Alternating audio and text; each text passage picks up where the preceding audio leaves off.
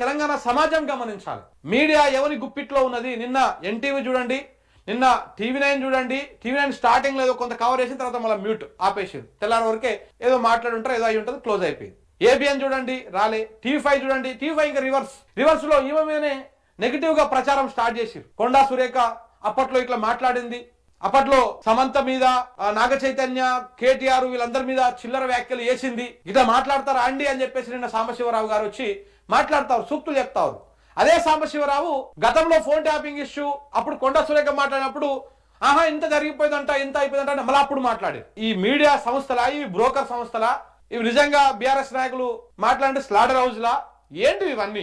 మనుషులని ఏ రకంగా ఎట్లా వాడుకోవాలో అట్లా వాడుకుంటున్నాయి. అప్పుడేమో కొండా సురేఖ చేసిన వ్యాఖ్యలకు మద్దతు, నిన్ననేమో కొండా సురేఖ అప్పుడు మాట్లాడిన తప్పు నిన్నటి విషయంలో. ఎందుకంటే ఇప్పుడు ప్రభుత్వానికి ఆమె రివర్స్ గా పోతా ఉన్నది, దొంగతనం మొత్తం బయట పెడతా ఉన్నారు వాళ్ళ కుటుంబం. సో కాబట్టి ఇప్పుడు కొండా సురేఖదే తప్పు, ఆ రోజు రైట్. సో కాబట్టి దయచేసి తెలంగాణ సమాజం అర్థం చేసుకోవాలి.